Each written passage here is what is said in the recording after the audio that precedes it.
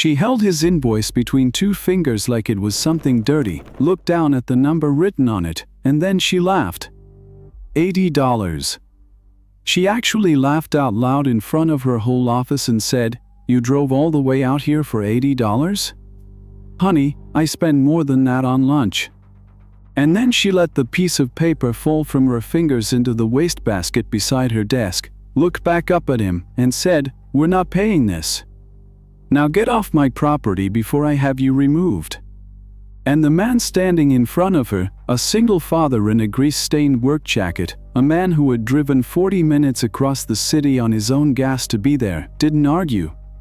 He didn't beg. He simply bent down, reached into that wastebasket, took his crumpled invoice back out, folded it carefully, and put it in his pocket. And then he looked at her and said one quiet thing. He said, "Ma'am, it was never about the $80. But you're going to wish you'd paid it." And the whole office was dead silent. Because there were people in that room, her assistants, a couple of managers, an accountant, and every one of them had just watched their boss laugh a working man out of the over a number smaller than her dinner bill. And some of them felt something twist in their stomachs, because they knew, deep down, that it was a cruel thing to do. But nobody said a word. Because that is how it usually goes. You put a person between their conscience and their paycheck, and the paycheck almost always wins. And what none of them understood, as they watched that man in the grease-stained jacket walk out with his folded invoice in his pocket, was that he wasn't leaving in defeat. He was leaving because he had already done everything a decent man could do. He had warned them. He had told them the truth. And they had thrown it in the trash along with his invoice. And then he turned around and walked out. And exactly 4 days later, on a freezing Friday morning, 3,000 of that woman's delivery trucks would not start. Not one. Not a single engine in her entire fleet would turn over. And her whole company would grind to a complete and total halt, losing millions of dollars an hour, all because of a repair that would have cost $80. $80. That was the whole thing. That was the number she laughed at.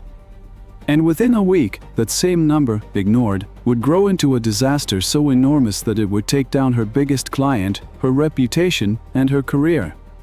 Because that is the strange and terrible arithmetic of the small things we think don't matter. $80, refused out of pride, became 3,000 dead trucks. And that is what this story is really about. Not fuel, not trucks, not even money. It's about what happens when a person decides that another human being is worth less than the change in their pocket. If you love stories that break your heart a little at the start and then bring tears to your eyes by the end, please stay with me all the way through, and go ahead and leave a subscribe down below. I bring you a story like this every week, the whole thing from beginning to end, and I never cut it short. And with this one, please stay until the very last minute. Because what that man decided to do on Friday morning is something none of those people ever forgot. But for you to really understand what happened in that office, and why that man refused to be treated the way he was treated, we have to go back to the beginning. To that man in the grease-stained jacket. And to the little boy waiting for him at home. Because this story isn't really about money. And it isn't really about trucks. It's a story about what a person is willing to give up in order to stay who they are. And it's a story about how sometimes the quietest, most ordinary person, the kind nobody would ever bet on, turns out to be capable of something that almost no one else has the courage to do. And most of all, it's a story about how the good we do, even when no one is making us do it, sometimes comes back around in a way we could never have imagined.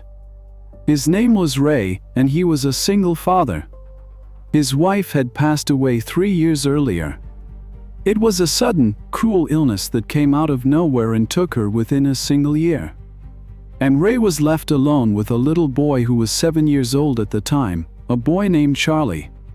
And for a long time that little boy didn't understand where his mother had gone or why she wasn't coming back. And Ray had to explain it to him over and over, all while he himself had not even begun to grieve, because there simply wasn't time. He had to keep going. He had to take care of his son. And those first months were the hardest of Ray's entire life. It wasn't just losing the woman he loved. It was suddenly having to do, all by himself, every single thing she used to do.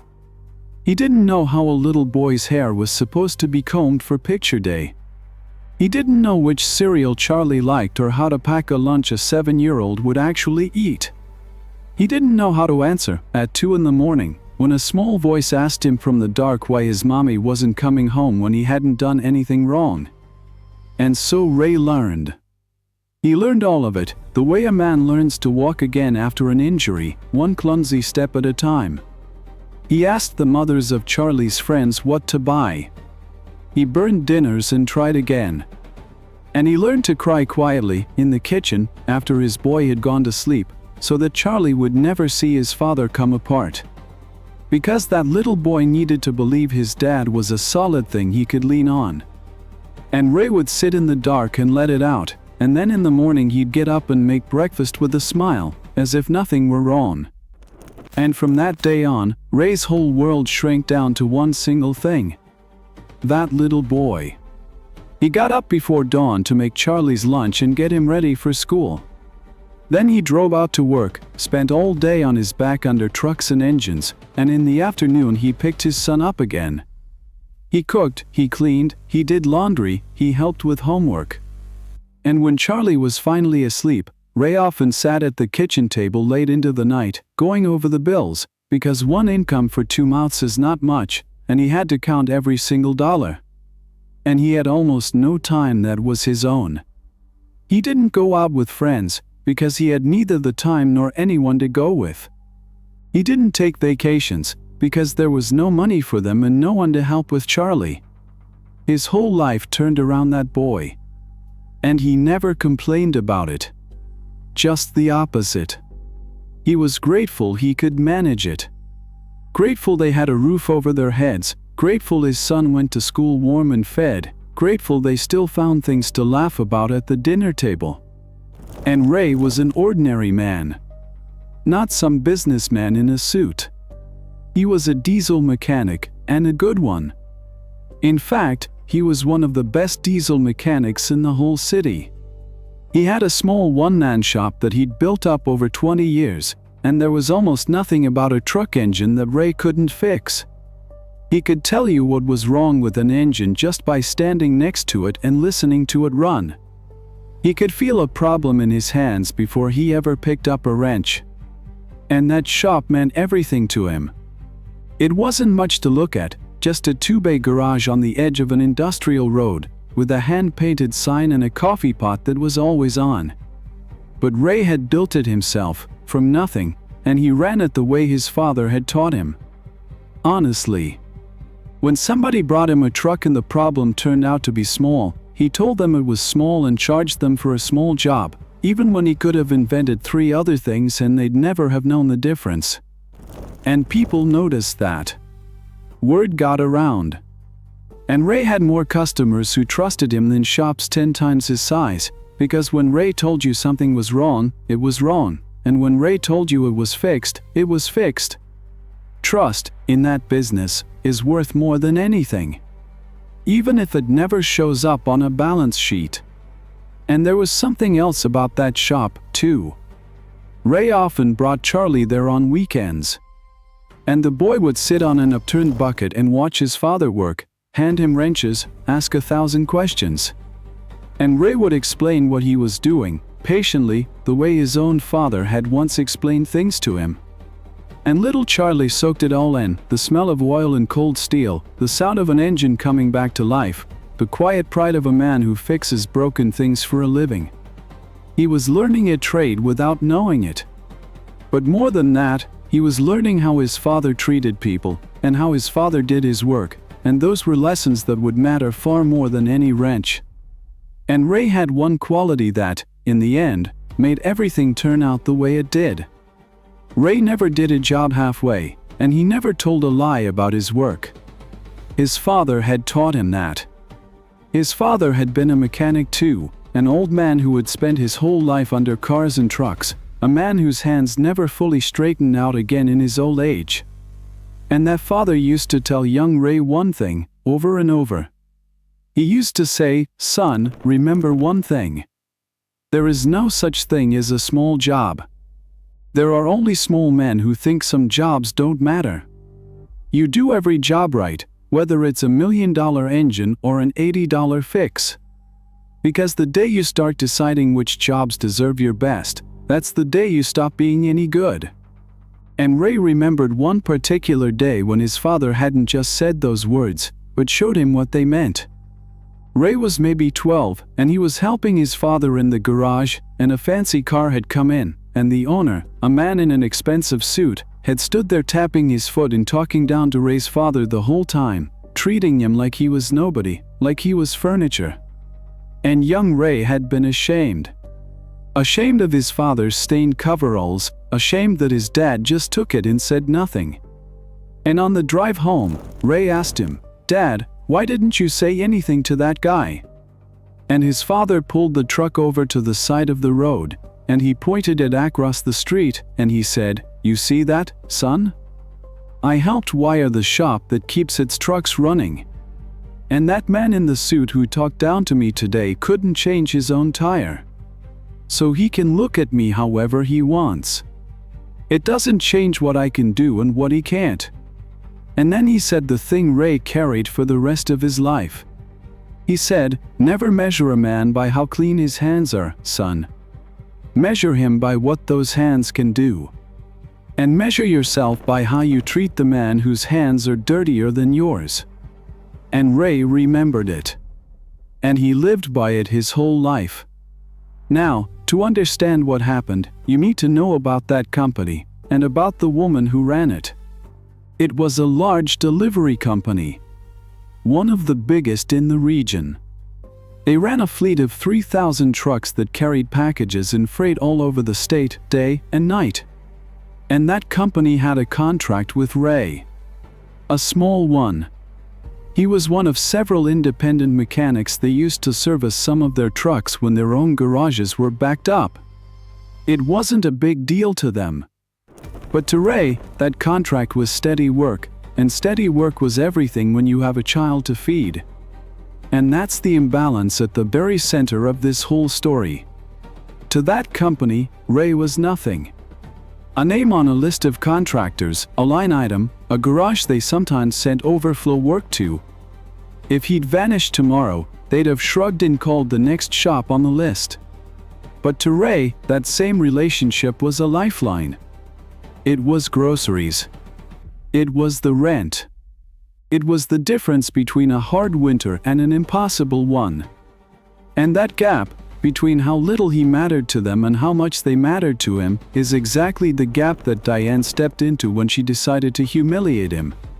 She had no idea she was standing on the one man who was holding her whole company up.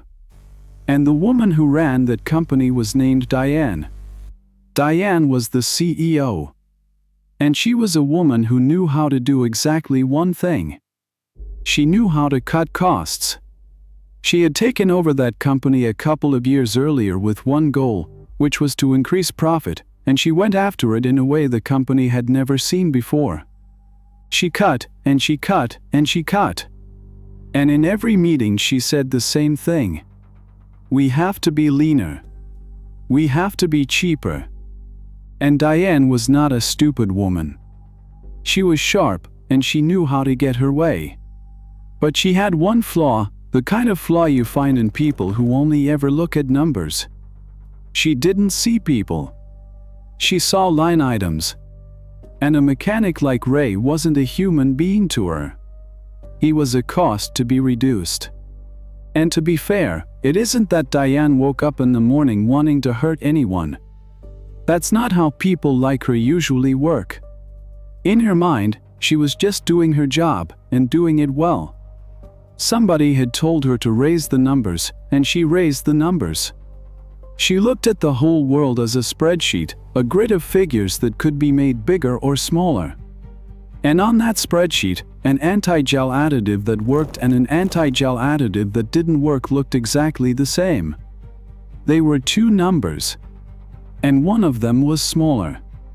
What the spreadsheet didn't show her, what it could never show her, was the part of the story that lived out in the real world. The 3,000 drivers who'd be stranded. The frozen engines. The clients screaming down the phone. Those things didn't fit in a cell in her spreadsheet, so as far as Diane was concerned, it didn't exist. And that is the most dangerous thing about people like her. They aren't monsters. They're just blind to everything that can't be counted. And that kind of blindness can do more damage than the worst villain who ever lived. And then winter came. And with the winter came the thing that started all of it. Now, if you know anything about diesel engines, you know that diesel fuel has a strange enemy, and that enemy is the cold. When the temperature drops far enough, diesel fuel begins to thicken. The wax in it starts to crystallize, and the fuel turns cloudy and almost like gel. And if it gets cold enough, that gel fuel clogs the fuel filters and the fuel lines completely, and the engine simply cannot draw fuel anymore. And a diesel engine that can't draw fuel will not start. It's as simple and as brutal as that. And here's the thing most people don't realize about it. It doesn't matter how good the engine is, or how new the truck is, or how skilled the driver is. Gel fuel doesn't care about any of that. A brand new truck worth more than a house will sit just as dead in a frozen lot as the oldest rust bucket if the fuel in it is turned to wax. It's not a mechanical failure in the usual sense. It's the fuel itself turning against the engine. And the only real defense against it is what you put in the tank before the cold ever arrives. And there is a way to prevent this. You treat the fuel with an additive, an anti-gel treatment, that keeps it flowing even when it's bitterly cold.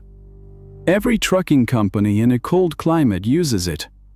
It's not optional. It's the difference between a fleet that runs all winter and a fleet full of dead trucks. And here is the cool little detail that makes this whole story possible.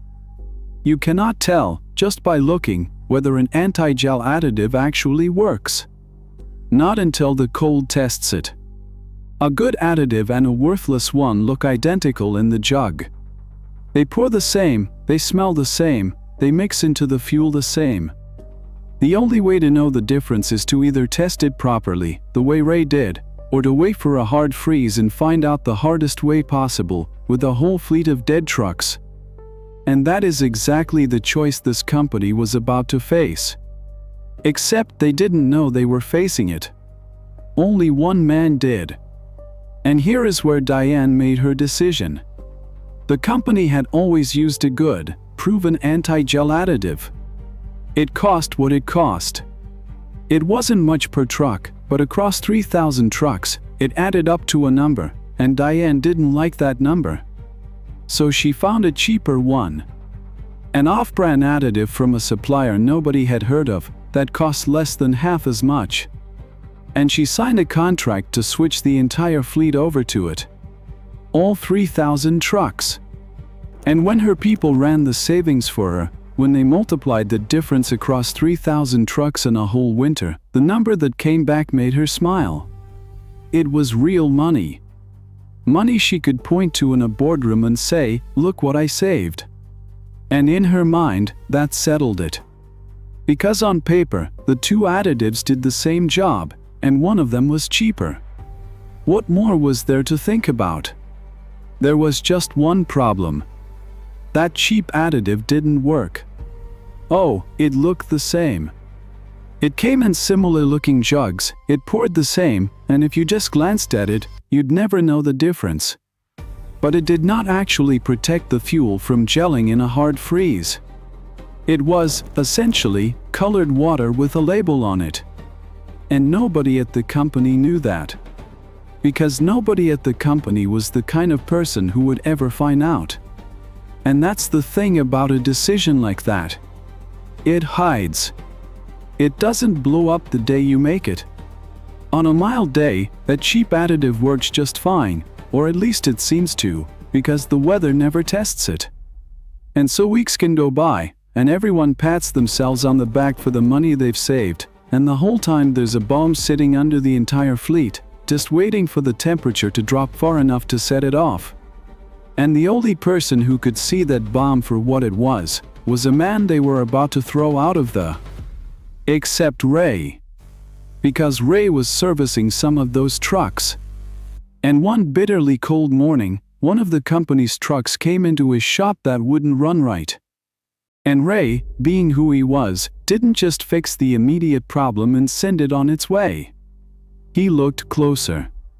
And when he drained some of the fuel and looked at it, and looked at the additive they were using, something didn't sit right with him. So he did what a good mechanic does. He tested it. He took a sample of that fuel with the cheap additive in it, and he put it out in the cold overnight, right next to a sample treated with the good additive he trusted. And that is the difference between a man like Ray and almost everybody else in this story. Anyone could have looked at that truck, warmed up the fuel line, gotten it running, and sent it back out the door, and never thought about it again. That would have been the easy thing. That would have been the normal thing. But Ray had a feeling, a little itch at the back of his mind, the kind of thing you only develop after 20 years of doing something right. And he couldn't leave it alone. Because his father's voice was in his head, telling him there's no such thing as a small job. So he set up his little test, 2 jars of fuel out in the freezing dark, and he went home to Charlie, and he honestly half hoped he'd be proven wrong in the morning, that both jars would be fine and he could stop worrying about it. And in the morning, the sample with the good additive was still liquid, still flowing. And the sample with the cheap additive had turned to thick, cloudy sludge. And Ray's stomach dropped. Because he understood exactly what that meant. It meant that every single truck in that fleet running on that cheap additive was a time bomb. It meant that the moment a real hard freeze came, and one was coming, the forecast was calling for it by the end of the week, every one of those trucks was going to gel up solid and refuse to start. Not one truck. Not 100 trucks. All of them. At once. On the same cold morning. And he stood there in his cold shop, looking at that jar of sludge, and he felt sick. Because he wasn't thinking about a contract or a bill. He was thinking about 3,000 drivers, ordinary working people, climbing into their trucks on the coldest morning of the year and turning a key that wasn't going to do anything. And he knew he couldn't just sit on what he'd found. He had to tell them. And Ray did exactly what he should have done. He picked up the phone and he called the company. He got through to the fleet manager, an older man named Walt, and he told him. He said, "Walt, you've got a serious problem. That new additive you switched to doesn't work. I've tested it. When this freeze hits Friday, your whole fleet is going to gel up and you won't be able to start a single truck. You need to switch back to the real stuff and treat every tank, today, before it's too late." And Walt, to his credit, believed him. Walt was an old-timer who had been around trucks his whole life, and he knew Ray didn't cry wolf. But Walt didn't have the authority to spend the money to switch the whole fleet's additive. That decision came from the top. So Walt took it to Diane. And Walt didn't just mention it in passing. Walt understood how serious it was, and he pushed. He went into Diane's office and he told her plainly, "We have a real problem, and I've known this mechanic for years, and he does not make things up. He tested it himself. If this freeze hits the way they're saying, we could lose the whole fleet in one morning. We need to switch the additive back today." And he stood there and waited for her to understand. And Diane didn't believe it. Or rather, she didn't want to believe it. Because switching back meant admitting she'd made a bad decision, and it meant spending money she just decided to save. So she waved it away. She said, "Some grease monkey is trying to scare us into buying more expensive product. That's the oldest trick in the book. The additive is fine. Tell him to mind his own business." And that was the moment it stopped being about the fuel at all. Because Walt was right, and Diane knew, somewhere underneath, that he might be right. But admitting it would have meant admitting she was wrong, in front of the people she'd bragged to about the savings. And she couldn't do it. Her pride was worth more to her than the truth. And so she looked a warning about 3,000 trucks square in the face, and she chose to ignore it, because the alternative was saying the words "I made a mistake." And people like Diane would rather burn the whole thing down than say those 3 words. And meanwhile, Ray did one more thing. On the trucks that came through his own shop that week, the ones he was responsible for, he treated them properly. He drained out the bad stuff and put in the good additive at his own initiative, because he was not going to send a truck out of his shop that he knew was going to fail. It was a small thing. A little bit of additive, a little bit of labor. $80 a truck. And he did it, and he wrote up an honest invoice for it. $80. And I want you to sit with that for a second, because it's the whole heart of this story. Ray didn't have to do that. Nobody told him to. Nobody was watching. He could have serviced those trucks for whatever they came in for and sent them back out, and if they died in the freeze, it wouldn't have been his fault, not on paper. But Ray couldn't do that. Because his father's voice was in his head, telling him there's no such thing as a small job. And so he spent a little of his own additive and a little of his own time, and he did the right thing on every truck that passed through his hands, and he charged an honest $80 for it, and he wrote it up plain and clean, the way he did everything. And that honest little $80 job, done quietly, with nobody watching, turned out to be the thing that proved everything. Because when Friday came, those were the only trucks in the whole story that started. But we're getting ahead of ourselves. And then he went to the company to be paid for it. And to warn them, one more time, in person. And that brings us back to the beginning. Because Ray got an appointment, and he was shown into Diane's office. And he stood there in his work jacket, invoice in his hand, and he tried to explain. He said, "Ma'am, I treated the trucks that came through my shop, and here's the invoice for it, it's $80 a truck. But that's not why I'm really here. I'm here because your whole fleet is in danger. That additive you switched to does not work. I've tested it myself. When this freeze hits Friday morning, every truck running on it is going to gel up and it will not start. You have to switch back, now, tonight, and treat every tank. Please. I'm not trying to sell you anything. I'm trying to save you." And notice how he said it. He didn't come in angry. He didn't come in to make trouble or to prove he was smarter than anyone. He came in almost pleading, because he wasn't thinking about himself at all. He was thinking about 3,000 trucks and 3,000 drivers and a company full of people who had no idea what was coming. He set his pride aside completely and stood there in front of a woman who looked down on him, and he begged her to listen, not for his sake, but for hers. That is the kind of man Ray was. Even to someone who thought he was nothing, he tried to do right. And Diane looked at him. And then she looked down at that invoice. And she laughed. She said, "You drove all the way out here for $80? Honey, I spend more than that on lunch." And then she dropped his invoice in the trash, and she told him they weren't paying it, and she told him to get off her property before she had him removed. And she did it in front of her people, on purpose. She wanted to make an example of him. She wanted everyone to see what happens to some nobody mechanic who comes into her office and tries to tell her how to run her company. And she wanted to humiliate him so thoroughly that nobody would ever question her again. And there was something even more calculating in it than simple cruelty. If she'd let Ray go quietly, he might have kept warning people. Someone might have listened. But by turning it into a story about an $80 invoice, by making him look like a small man grubbing for small money, she flipped the whole thing upside down. Suddenly it wasn't about a dangerous flaw in her fleet. It was about a greedy mechanic. And nobody argues on behalf of a greedy mechanic.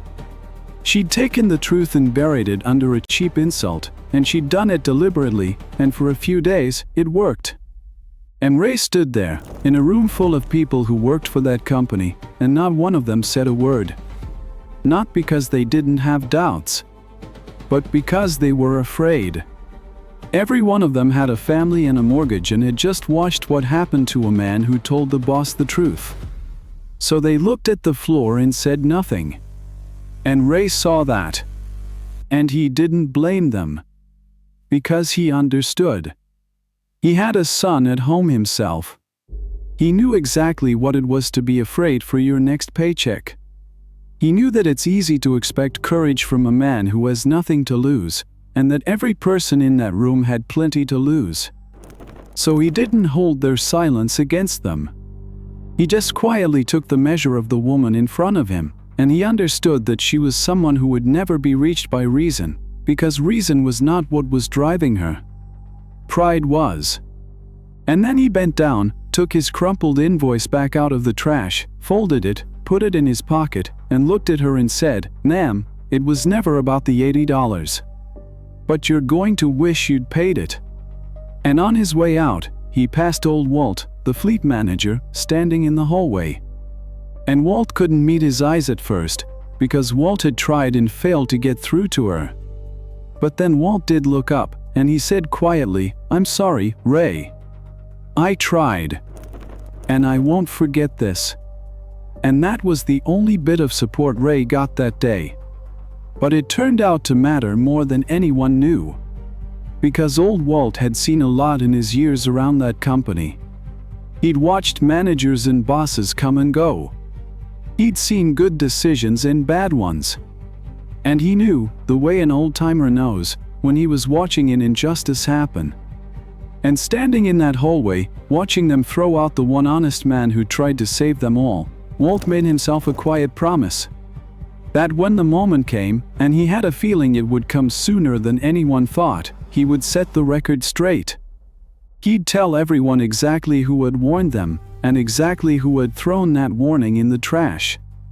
And he kept that promise. It just took a freezing Friday morning to give him the chance. And Ray drove home, and for the first time in years, he'd lost his contract with the company. And I want you to think about what that means for a single father. It means the steady work is suddenly gone. It means the money he was counting on to get through the winter is gone. It means he doesn't know how he's going to cover the rent, or buy his son the winter boots he'd outgrown. And it means he has to explain it, somehow, to a 9-year-old, without frightening him. So when Ray got home that night, he sat down with Charlie at the kitchen table and he told him the truth. Not all of it, because a 9-year-old doesn't need to carry all of it. But the important part. He said, "Charlie, I lost some of my work today. The lady who runs that big truck company wanted me to keep quiet about something that wasn't right, and I wouldn't do it. And she got angry and took away my contract." And Charlie looked up at his dad and asked, "Did you do the right thing?" And Ray said, "Yeah, buddy. I did." And Charlie said, "Then it's okay. And I don't need new boots. These ones are still good." And Ray had to get up and walk into the kitchen so his son wouldn't see him cry. Because his 9-year-old boy had just offered to go without boots in the winter to help him.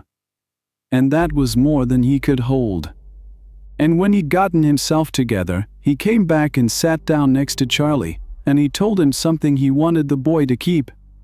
He said, "Charlie, listen to me. We're going to have less money for a little while, and it's going to be hard.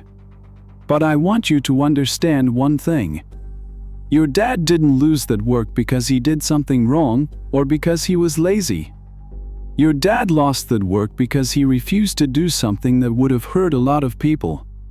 And that is not something to be ashamed of.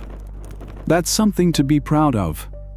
And Charlie looked at him with those big serious eyes and said, "Dad, I am proud of you." And then he climbed into his father's lap and put his arms around his neck. And Ray held his son, and he understood, right then, that he had just been given something worth more than any paycheck. His boy, at 9 years old, had understood what mattered. And he would carry it his whole life. And that was the one thing Ray could truly give him. Not money, not things, but an example of how a person is supposed to live. And then came the hard days. Except they didn't last as long as anyone expected. And in those few days, Ray got a taste of just how hard it was going to be. He'd worked his whole life and always managed to cover what mattered, and now, for the first time, he was staring at bills he wasn't sure he could pay. He started calling around for work, other shops, other companies, anywhere. And it wasn't easy, because it's a small world, that business, and word travels. And when people asked why he'd lost the contract with the big company, Ray told the truth. He said, "I refused to keep quiet about something dangerous, and they let me go over it." And you'd be surprised how many people hear that and get nervous. Because a man who tells the truth to power gets a reputation as a troublemaker, even when the truth is exactly what saves everyone. And there was one evening that stuck with him. Charlie came home from school and said, real casual, "Dad, I don't think I want to go on the class trip this year. It's kind of boring anyway." And Ray knew his son was lying. He knew Charlie desperately wanted to go. He was saying it to save his dad the money. And Ray had to turn toward the sink and busy himself with the dishes so his boy wouldn't see his face. Because there is a special kind of ache in watching your 9-year-old quietly give up the things a kid should get to have, just to take some weight off your shoulders. And still, even then, Ray never once regretted what he'd done. Because he knew the hard days would end. He knew he'd find work eventually. But if he'd handed over his conscience for a paycheck, that he'd never get back. Because Friday came. And Friday morning, the freeze hit. Hard. The temperature dropped through the floor overnight, colder than it had been in years. And all across the state, in the company's lots and depots and yards, 3,000 drivers climbed into their trucks, turned the key, and got nothing. Engine after engine cranked and would not catch.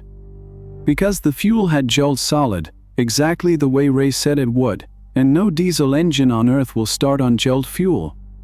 3,000 trucks. Dead. On the same morning. All at once. And picture what that actually looked like.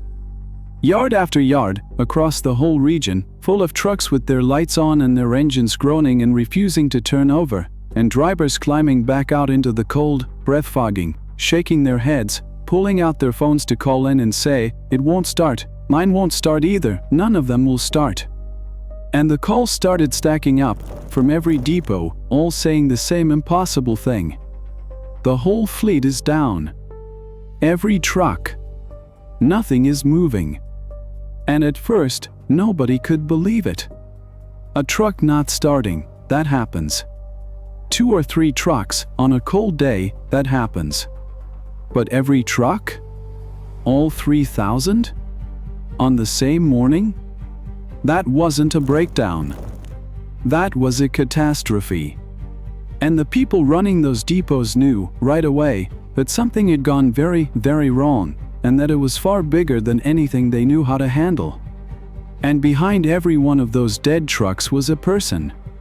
A driver who'd gotten up at 4 in the morning in the dark and the cold, packed a lunch, kissed a sleeping kid goodbye, and driven to the yard to do an honest day's work. And now they were standing there, stamping their feet, blowing on their hands, staring at a truck that wouldn't move, knowing that no truck meant no route, and no route might mean no pay. None of them had made the cheap decision. None of them had ever heard of that off-brand additive. But they were the ones standing out there in the freezing dark, paying for it. That's how it always goes. The people at the top make the decision, and the people at the bottom pay for it. And on that Friday morning, 3,000 of them were paying for it all at once. And the company went into total chaos. Because a delivery company that can't move is a delivery company that's bleeding to death. Every hour those trucks sat frozen, packages didn't move, deliveries were missed, and the company's biggest clients, the huge accounts that were the whole reason the company existed, started calling and screaming. Contracts have penalties for missed deliveries. Big ones. And with the entire fleet down, those penalties were adding up to millions of dollars an hour. And it wasn't just the penalties. It was the reputation. In the delivery business, your whole value is that people can count on you. That's the entire product. And the word was already spreading, to clients, to competitors, that this company had let its entire fleet die in one morning. Every hour that went by, the damage got deeper, and not just in dollars, but in something harder to ever get back. Trust. The same trust it had taken the company decades to build was draining away by the hour, while 3,000 trucks sat frozen in the yards. And Diane stood in the middle of it, watching the company she was supposed to be running come apart in her hands, and she had no idea what to do. Her own mechanics were overwhelmed. You can't just ungel 3,000 trucks with a snap of your fingers. You have to treat every single fuel system, thaw every line, change every clogged filter, on every truck, one at a time. It's an enormous, desperate job. And they didn't have nearly enough people who knew how to do it fast. And somewhere in that long, terrible morning, Diane must have remembered a man in a grease-stained jacket standing in her office, telling her exactly this was going to happen, and handing her an invoice for $80. And she must have remembered dropping that invoice in the trash and laughing. But she said nothing about it. Not yet. Because admitting it out loud was still the one thing she couldn't bring herself to do. And that's when old Walt spoke up. Walt walked into that room full of panicking executives, and he said the thing nobody wanted to hear. He said, "There's one man who saw this coming. One man who warned us, in writing, 4 days ago, exactly what was going to happen. And you laughed him out of the over an $80 invoice. His name is Ray. And right now, he is the only person I know who can help us dig out of this. And by the way, the handful of trucks he treated in his own shop last week? Go check them. I'll bet you anything they started up just fine this morning." And the room went quiet. Because Walt was an old man who never made a fuss, and here he was, standing in front of the whole leadership team, saying it flat out, with everyone watching Diane. And it was the kind of thing that, once it's said out loud in a room full of people, can never be unsaid. Everybody now knew. They'd been warned. In writing. 4 days ago. And they'd thrown that warning in the trash. And they checked. And every single truck that Ray had treated started on the first try. Sitting in the same brutal cold as all the others. Running perfectly. Because Ray had done the $80 job right. And that was the proof. There was no arguing with it. The trucks Ray touched ran. The trucks Diane's cheap additive touched were dead. It was as simple as that. You couldn't spin it, you couldn't bury it under an insult, you couldn't call it a scam. There they were, side by side in the same freezing yard. The trucks that had been treated honestly, idling in warm. And all around them, 3,000 dead engines. It was the whole story, told in steel and diesel, and anyone with eyes could read it. And now Diane had to do the one thing she never imagined she'd have to do. She had to go crawling back to the man she had thrown out of her office. And you can only imagine what that must have felt like for a woman like her. This was someone whose whole sense of herself was built on being above people like Ray. On being the one who gave orders, the one who decided who mattered and who didn't. And now, in front of her whole panicking company, with the truth laid bare in the frozen yard for everyone to see, she had to pick up the phone and ask that same man for help. She had to admit, without a single word of it being spoken, that the grease-stained mechanic she'd laughed at had been right, and that she had been catastrophically, ruinously wrong. There is no humiliation quite like the one you build for yourself, brick by brick, out of your own pride. And Diane had built herself a tall one. And they called Ray. And they didn't just call him. They begged him. They offered him money, real money, whatever it took, to come and lead the effort to get that fleet running again. Because he was the one man who understood exactly what was wrong and exactly how to fix it.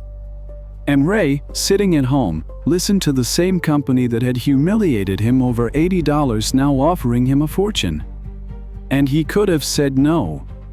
He could have hung up the phone and let them drown in the mess they'd made. Nobody would have blamed him. He'd warned them. They'd laughed at him. They'd earned every bit of it. And there was a moment, a real moment, where the temptation sat right there in front of him. Because he was human. He remembered that office, that laugh, that invoice fluttering down into the trash, that walk out through a room full of people who wouldn't meet his eyes. And a part of him, the part that had lain awake at night wondering how he'd pay the rent, wanted to let them freeze. Wanted them to feel a fraction of what they'd made him feel. It would have been so easy, and so satisfying, and so completely deserved. But Ray didn't think about Diane. He thought about the drivers. Because those 3,000 trucks weren't just Diane's problem. Every one of them was some other working person's livelihood. Drivers who wouldn't get paid if the trucks didn't run. Warehouse workers, dispatchers, families, all the ordinary people down the line who had nothing to do with Diane's cheap decision but who would suffer for it. And Ray was not the kind of man who would let regular working people go hungry just to teach a rich woman a lesson. And he thought about something else, too. He thought about what his father would have said. His father, who fixed the fancy car for the man in the suit who talked down to him, and did it right anyway, because the work was the work and it didn't matter who it was for. And Ray understood, sitting there with that phone in his hand, that if he said no just to watch Diane suffer, he'd be letting her turn him into something small. He'd be letting her decide who he was. And he wasn't going to give her that. He was going to be the man his father raised, no matter how she treated him. So Ray said yes. But he said it on his own terms. He said, "I'll help you. Not for you. For the drivers, and the people who'll lose a paycheck if this doesn't get fixed. But there are conditions." And then he laid them out, and they were fair, every one of them, because Ray was not a man who gouged people even when he had every right to. He didn't ask for a fortune he didn't earn. He asked for what the work was worth, and he asked for the company to make things right for the drivers who'd lost pay, and he asked for the cheap additive to be pulled from every truck for good. That was it. He had them completely at his mercy, and he used that power to protect the very people at the bottom, the ones who could never protect themselves. And think about what most people would have done in his shoes. He had them over a barrel. He could have named an outrageous number, and they'd have paid it, because they had no choice. He could have made them beg, made them grovel, made Diane herself come to his little shop and apologize on her knees. Every bit of it was within his reach. Any ordinary person, treated the way he'd been treated, might have taken at least a little of that revenge. But Ray didn't want revenge. He wanted the trucks running and the drivers paid. And the fact that he could have taken so much, and chose to take only what was fair, tells you everything you need to know about the difference between him and the woman who'd thrown him out. And then Ray went to work. And he worked like a man possessed. He organized every mechanic they had, taught them the fastest way to treat and thaw a fuel system, set up a line, and went truck to truck to truck. For days he barely slept. Only, one at a time, then 10 at a time, then 100 at a time, those trucks came back to life. And the fleet began to move again. And it was a sight to see. Ray, in his grease-stained jacket, the same man they'd thrown out days before, now moving through those frozen yards like a general, calling out instructions, showing young mechanics tricks it had taken him 20 years to learn. He didn't lord it over anyone. He didn't gloat. He just did the work, and he taught everyone around him to do it too. And he treated every single one of those mechanics, even the ones from the company that had humiliated him, with exactly the respect he himself had been denied. Because that was who he was. And there was one small moment in the middle of all that told the whole story of the man. At some point during those long days, word must have reached Diane's old office, and someone mentioned to Ray that the drivers were asking about him, wanting to thank the mechanic who'd saved their paychecks. And Ray just waved it off and kept working. He didn't want thanks. He didn't want a crowd. He wanted the trucks running so those drivers could get back to work and feed their families. That was the whole of it. He'd been treated like he was nothing, and his answer was to quietly save everyone, and then not even stop to be thanked for it. Because a man like Ray doesn't do the right thing to be seen doing it. He does it because he doesn't know how to do anything else. And one by one, the trucks that had been dead that morning coughed, caught, and rumbled to life. And you could see it spread across the yard, engine after engine turning over, headlights coming on, exhaust rising into the freezing air. And the drivers who'd been standing around helpless climbed back in, and the packages started moving, and the great frozen machine of that company LY began to run again. Because of one man. The one they'd thrown away. And Ray saved that company. The company that had thrown him out over $80. But that's not where it ends. Because when the dust settled, there was a reckoning. The company's biggest client, the huge account that had lost days of deliveries and been furious about it, wanted to know how on earth an entire fleet of 3,000 trucks had been allowed to fail all at once. And when they got the answer, when they learned that one of their own contractors had warned the CEO in writing 4 days in advance and had been laughed out of the over an $80 invoice, they were done. They pulled their business. And a company that loses its biggest client doesn't survive that easily. And think about the size of what she lost and what it grew from. It grew from $80. From a number smaller than a dinner bill that she refused to pay out of pure pride. That $80 ignored became 3,000 frozen trucks. And 3,000 frozen trucks became millions in penalties. And the millions in penalties, and the story behind them, became the loss of the biggest client the company had. One small act of contempt, allowed to roll downhill, had turned into an avalanche that buried everything. That is how it always is with the small things people think don't matter. And Diane fell. The board of directors, staring at the catastrophe, at the lost client, at the millions gone up in smoke, removed her within the month. The woman who thought that everything came down to numbers finally learned that the most expensive mistake she ever made was deciding that a man was worth less than the $80 she refused to pay him. And she learned it far too late. And here is the part that must have haunted her most. She hadn't been undone by some clever rival, or some huge market she couldn't have seen coming, or bad luck that no one could have predicted. She'd been undone by a mechanic in a grease-stained jacket, holding an invoice for $80, telling her the plain truth to her face. She'd had the answer standing right in front of her, for free, 4 days before disaster struck.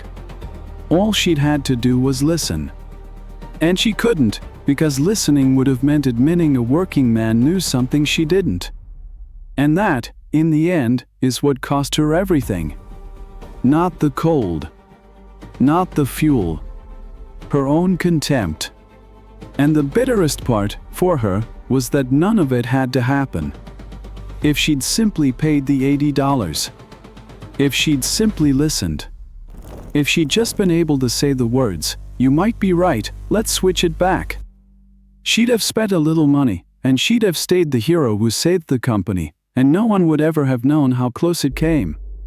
Instead, she clung to her pride over a number smaller than lunch, and that pride cost her everything. Because in the end, it was never really about the money at all. It was about respect. and she couldn't bring herself to give a working man even the smallest scrap of it. And that refusal was the most expensive thing she ever did. And now, back to Ray. Because the new leadership of that company, once Diane was gone, understood exactly what had happened. They understood that they had nearly been destroyed because they disrespected the one honest man who tried to save them. And they understood that a man like Ray was worth more than 100 people who only knew how to cut costs.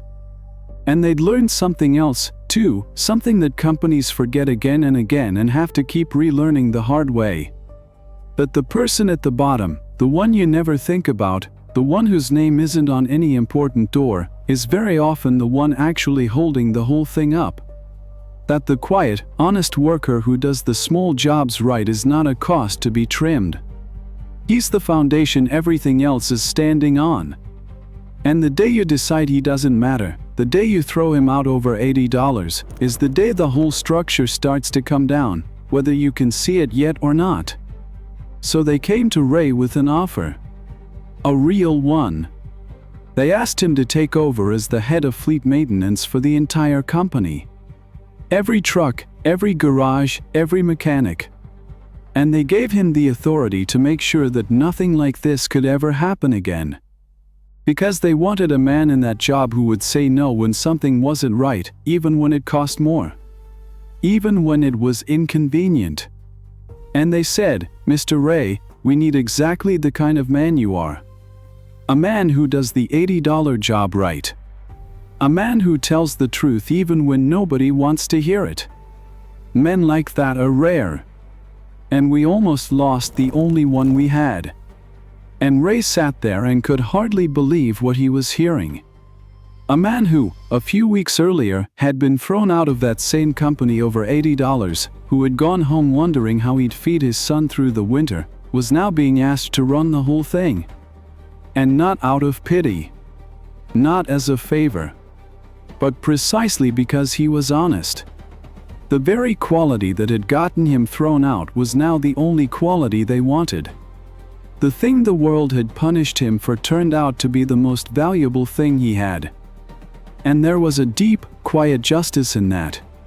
Because the honesty that cost Ray his contract, the honesty that made other shops call him a troublemaker for telling hard truths, was in the end the exact thing that lifted him up. It just took a while.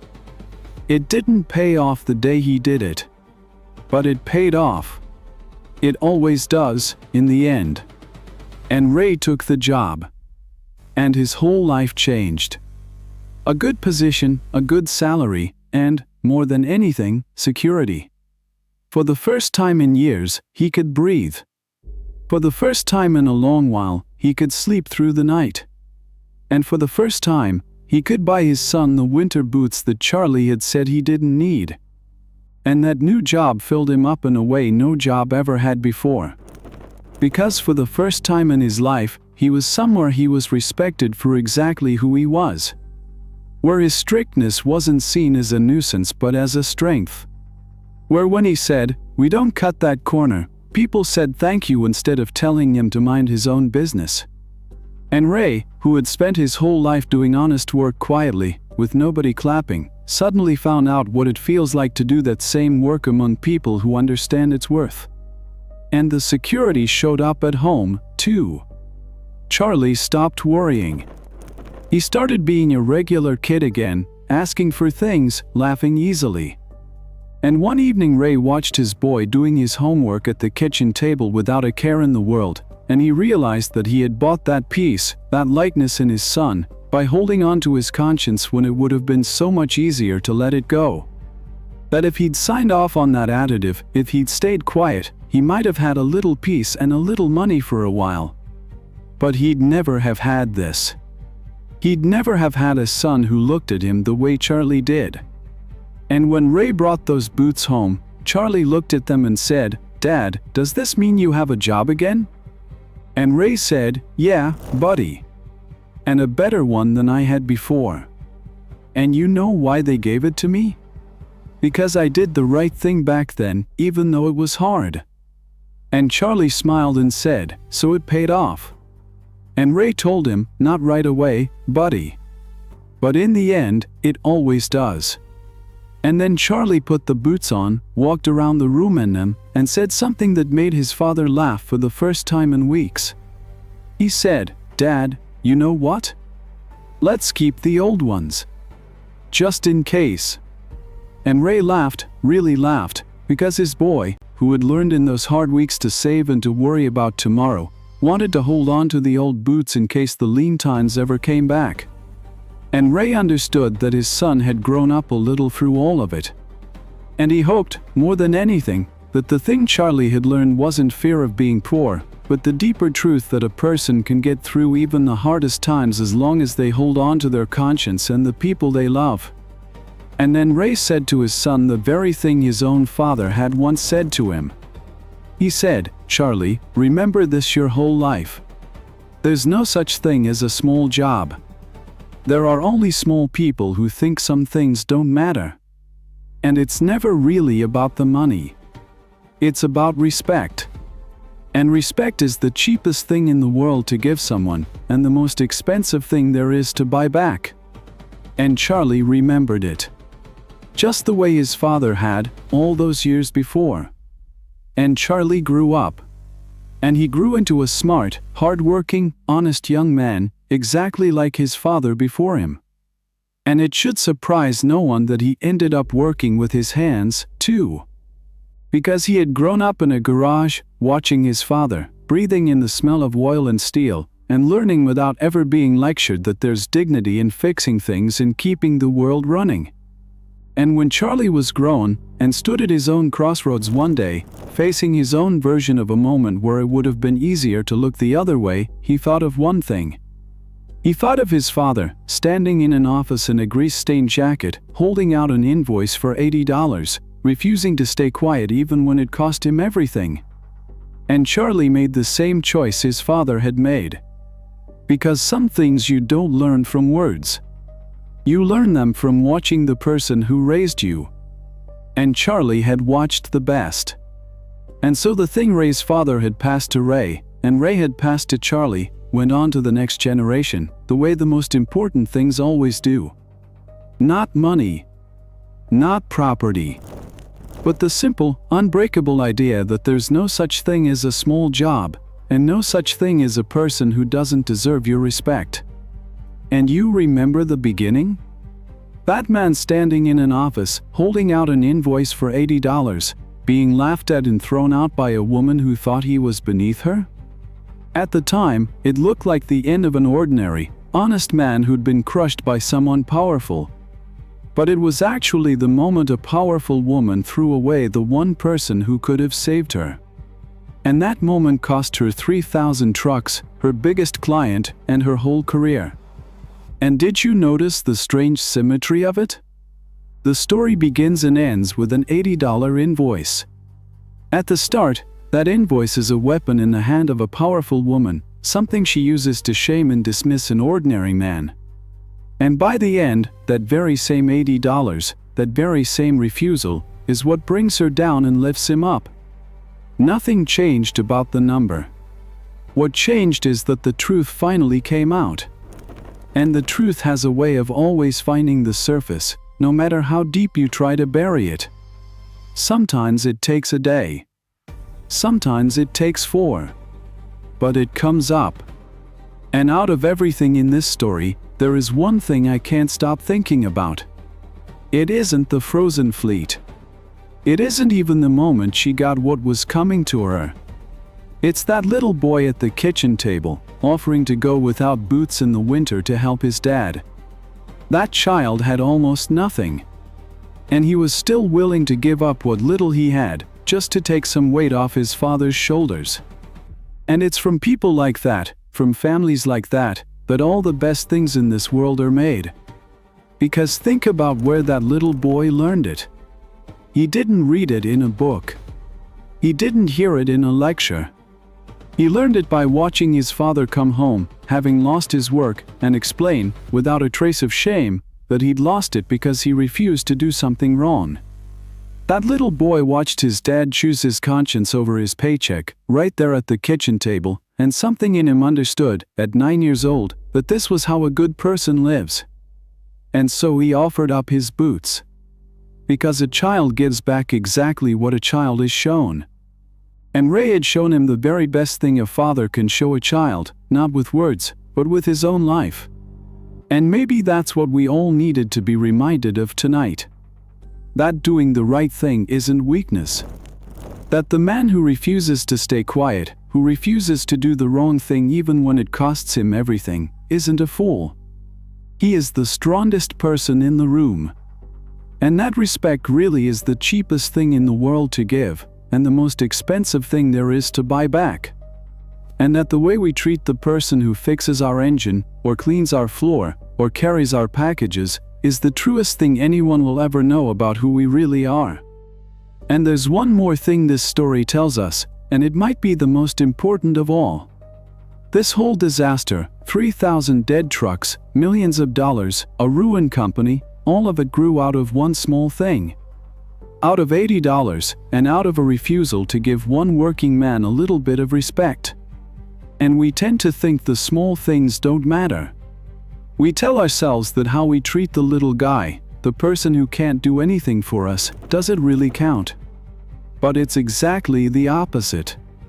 How we treat the people we think can't hurt us or help us, that's the truest test there is of what's really inside us. Because anyone can be kind to someone powerful. It takes character to be kind to someone you think is beneath you. And Diane failed that test over $80. And Ray passed it, again and again, even when the world gave him every reason not to. And that, in the end, is the whole difference between them. Not money. Not power. Just that one thing. Whether you can look at the man fixing your truck and see a human being who deserves your respect. Because the day you can't, you've already lost something far more valuable than $80. You just might not find out how much until it's too late. And now I'd love to hear from you, from those of you who stayed with me all the way to the end. Have you ever had a moment like this? A time when you had to stand up for what was right, even when it cost you something? Please write it down in the comments below. I read all of them, truly, every single one. And if you work with your hands, if you're one of the people who keeps this whole world running while nobody says thank you, then from the bottom of my heart, thank you. Because without you, none of it moves. And let me leave you with one small thing to carry into the week. The next time you're at the counter, or the garage, or the checkout, and there's a person in front of you doing an ordinary, unglamorous job, look them in the eye and treat them with a little respect. Say thank you. Use their name if you can see it. Because it costs you absolutely nothing, and to them, on a long hard day, it can mean more than you'll ever know. That's the whole lesson of tonight's story, really. Respect is free to give. So give it freely. If this story touched you, if it brought even a little bit of a tear to your eye, please leave a thumbs up down below. It really does help other people find it, people who need to hear today that respect and honesty still matter. And if you know someone who works hard with their hands and takes care of their family without ever asking for credit, send them this story. Let them know that what they do is seen, even when nobody claps for it. And if you're not with me for good yet, please leave a subscribe. It's completely free, and it means you won't miss a single new story. Next time, I'm going to tell you about a diner cook who quietly fed a hungry teenager every night after closing, asking for nothing in return, and about the envelope that same young man left on the counter 15 years later. It's a story about quiet kindness, about dignity, and about how the smallest good deed can come back around in a way no one ever imagined. I'll be looking forward to it. And until then, take care of yourselves, and don't ever forget. There's no such thing as a small job. And there's no such thing as a person who doesn't deserve your respect. Because it was never about the $80. It never is. It's always, in the end, about respect. And that is the one thing that costs us nothing to give, and everything to take back.